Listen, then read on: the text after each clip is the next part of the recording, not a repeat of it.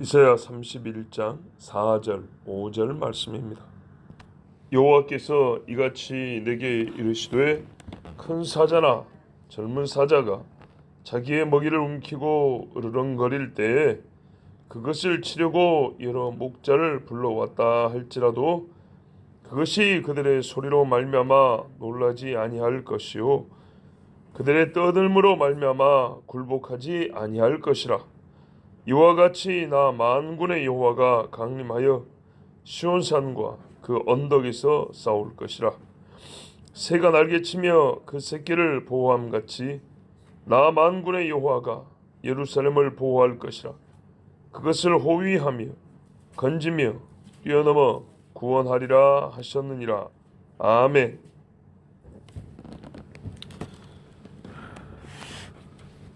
이스라엘과 유다가 말입니다. 하나님의 싸우는 모습을 본 적이 없을까요?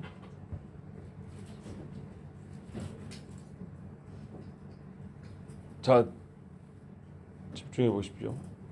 이스라엘과 유다가 하나님의 싸우는 모습을 본 적이 있을까요, 없을까요?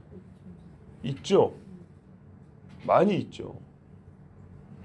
이사야가 쓰여지는 때를 기준으로 하더라도 그 전에 얼마나 많이 봤습니까? 하나님이 유다를 구원하시고 이스라엘을 위해 싸우시는 것을 많이 봤어요. 그런데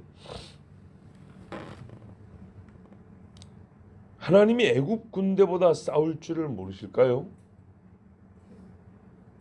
더 못 싸울까요? 더 용기도 없고 패기도 없고 기술도 없고 쉽게 포기하고 막 겁내고 그런 분인가요? 만군의 여호와가 그런 분이 아니죠. 여러분 학교 다닐 때 생각해 보세요. 순한 애인 줄 알았더니 싸운 거 보니까 무서워서 야 쟤한테 앞으로 조심해야겠다 이런 생각한 적이 한 번쯤은 있죠. 아니면 누가 나한테 그런 소리 했다든지. 누가 나한테 그런 소리 했다니까 거기 끄떡이네. 자 보세요. 하나님이 얼마나 잘 싸우냐면요. 오늘 비유를 하나 했어요. 다 큰 사자가 싸워요. 젊은 사자. 동물의 왕국 같은 거 보면 주로 나오는 장면 중에 하나가 영토 또는 암컷을 놓고 아니면 먹이를 놓고 사자들끼리 싸우는 거예요. 참 흥미롭게 우리가 보는 장면이죠. 무섭던가요? 안 무섭던가요? 무섭죠. 얼마나 무섭습니까?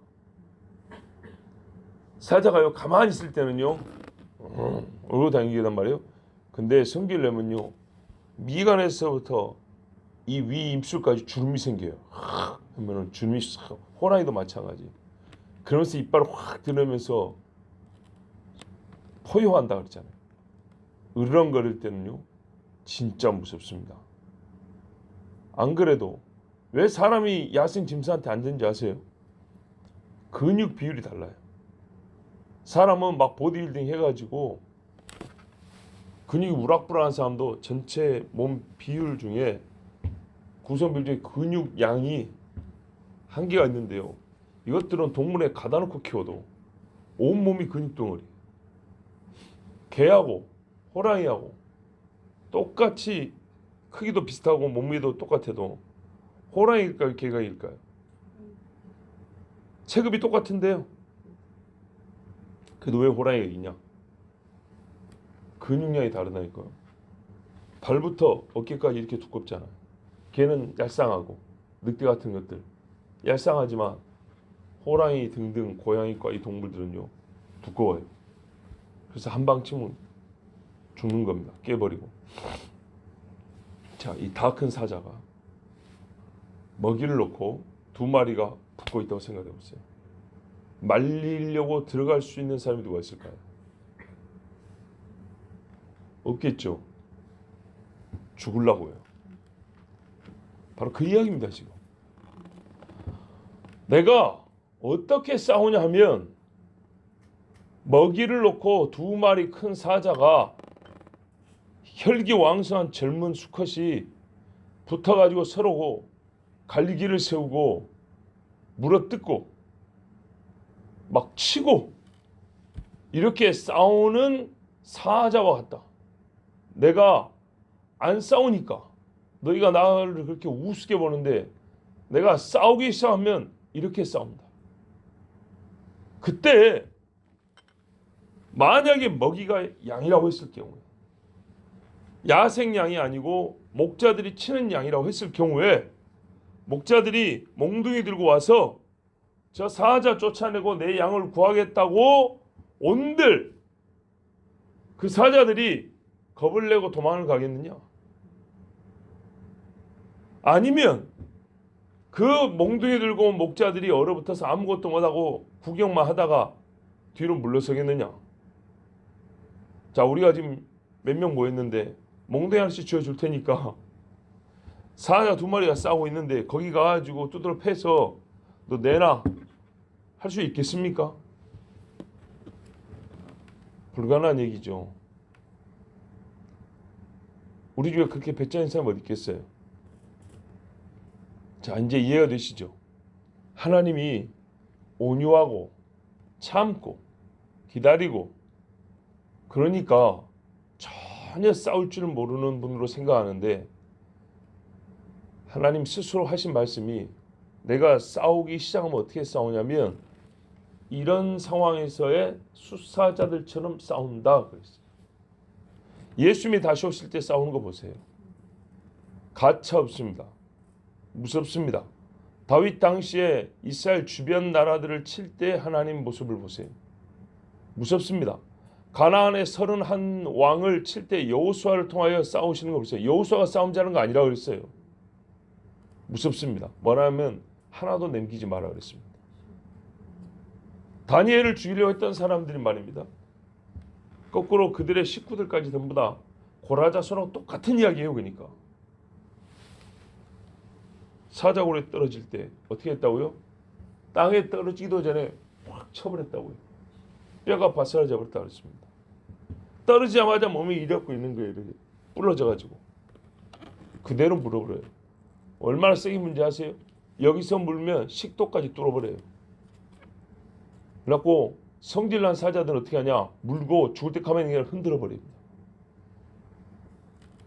사람 목을 물고 흔들면 어떻게 할까요? 목이 뜯어져 나가겠죠. 그렇게 무서운 겁니다. 뼈까지 씹어 먹어버립니다. 왜요? 개가 왜 개 뼈다구를 물고 다니지 아세요? 그거 먹을 것도 없는데 사람 중에 먹을 게 없죠. 그러나요, 삶은 것이 아니라 생뼈는요 속에 골수가 있어요. 그거 먹는 겁니다. 그래서 하이에나가 뼈를 씹어 먹는 겁니다.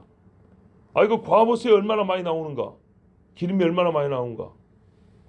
그래서 생뼈는 영양가가 있어요. 짐승들 입장에서는 좋은 먹잇감입니다. 와작와작 씹어 먹습니다. 우리 사탕 씹듯이 그렇게 씹어 먹습니다. 누가 거기 서겠습니까? 네? 그래서 하나님이 다른 아모스서인가 보면 사자가 울부짖는데 누가 두려워하지 아니하리로 하리요. 예수님 유다 지파의 사자라 그랬죠. 그 위엄과 강함, 겁내지 아니함. 여러분, 하나님이 이렇게 싸운대요. 누굴 위하여? 시온을 위하여. 시온을 위하여 이렇게 싸우는데 문제는 뭐예요? 이것들이 도움을 구하지 않아요. 인간적 표현을 하면 최강의 싸움꾼을 놓고 자기 편인데 도움을 구하지 않냐는 거예요. 하나님은 어느 정도 싸우냐? 자, 그런 사자가 있잖아요. 달려들 때는 산 언덕에서 밑으로 쏜사치 내려오는 것처럼 달려든대요. 4절 후반부 보세요. 이와 같이 만군의 여호와가 강림하여 시온산과 그 언덕에서 싸울 것이라는데 그 언덕으로 싸우려고 내려오시리라. 하늘 가르고 임하신다 그랬죠. 하늘을 가르고 급하게 달려 내려오는데 보니까 사자네. 이런 싸움꾼을 놓고 왜 멍청하게 애굽으로 가냐 이 말입니다. 야곱이 바다나름에서 돌아오는데 마하나임에 이르러가 아니고요. 어느 동네를 지나는데 뭐가 있어서 거기를 동네를 마하나임이라고 이름을 붙인 거예요. 마하나임 두 때. 눈을 열어 보여줬어요. 뭐가 있었냐? 하나님의 군대가 두 때가 와 있었어요. 놀랍죠. 우리 수도를 지킨다고 저기 경기도 가평, 여기 파주, 어디입니까? 저기 수석, 수색 이런 데 있잖아요. 수도방위 사령부 산하 부대들이 있어요. 서울 지킨다고. 서울 지키는 부대가 서울 시내에 있는 게 아닙니다. 이미 끝난 거예요. 서울 시내에 있으면. 서울 진입 못하게 막고 있는 부대들이 있어요. 그런 것처럼 눈을 들어 보이면 우리 보통 그냥 차 타면 안 보이는데 눈을 똑바로 뜨면 보이거든요. 근데 하나님이 보여줬어요. 어느 지경에 하나님의 천군들을 미리 배치해 놓은 것을 우리가 평상시 안 보이죠. 영적 전쟁에 승리한 데마다 천사들이 배치돼요. 유브라데 강에도 지금 4명의 천사가 범죄한 마귀를 말하는 건지 진짜 천사를 말하는 건지 이렇게 접혀있고 묶여있고 주둔해 있는 천사들이 있다 이 말입니다. 천군들이. 우리가 코로나 때 예배할 때도 어떻게 했어요? 하나님 천군을 통해 지켜주세요 했죠. 그거 어디 있다는 얘기입니까? 천군이. 저 문 앞에 서 있다는 거죠. 더러운 영이 못 들어오게 했어요. 뱀새끼가 못 끼게 들어오게 했어요. 사방에 천사들이 있다는 얘기죠. 예? 이거를 지나치게 가서 뭐 수호천사니 어쩌니 이렇게 막 너무 그렇게 신비화시키면 곤란한데 분명히 정말 놀라운 우리 눈의 신비로서 하나님이 영들을 통해서 우리를 지켜준단 말입니다. 거꾸로 마귀가 지배하는 것도 있는 거예요. 그런데 하나님이 말입니다. 사자천 이 예루살렘에 포위당했을 때 마지막 싸움이 그거잖아요. 예루살렘이 포위당한다 그랬어요. 근데 아무도 도울 자가 없어서 오호 이거 봐라요. 이 백성 뭐 조약을 맺었니 서로 간에 평화조약을 맺고 뭐 군사 동맹을 맺었니 아무 소용 없어요. 인간은 도울 자 없는 거예요. 그래서 하나님은 뭐 도울 자 없는 게 이상했다고 그러잖아요. 아 지그들끼리 군사 동맹을 잘 맺던데 다 거짓말쟁이. 이때도 그랬잖아요. 애굽이 도와준 척에다가 돈만 받아먹고 지그들이 망할 것 같으니까 오는 척하다가 안 오고 오는 척하다가 안 오고 그래요. 그래서 하나님이 직접 나서 온몸에 피범벅이 될 때까지 싸웠다 하잖아요. 그래서 만군의 주 여호와 전사이신 여호와라 그런 거예요. 이걸로 좀 부족한가요? 새 비유를 들었어요. 이 새 비유는 어미새 이야기. 여기 어머니들 다 계시는데 어미새 이야기. 역시 동물의 왕국에 보면 자주 보이는 장면 중 하나가 어미새가 새끼를 보호하는 그런 장면들입니다. 둥지에 어미새가 없을 때 뱀이 와요. 커요. 어미새가 그 뱀한테 맞서면 지도 죽어요. 그런데 새끼 살리겠다고 막 날아듭니다. 자, 어떤 경우는 지보다 큰 새들이 있어요.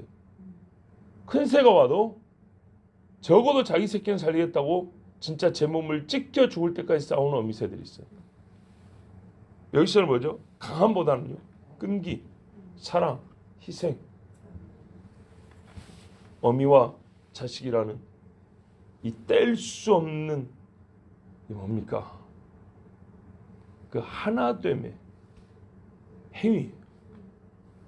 자식은 그렇게 생각할지 않을지 몰라도 엄마는요. 새끼를 진짜 하나라고 생각.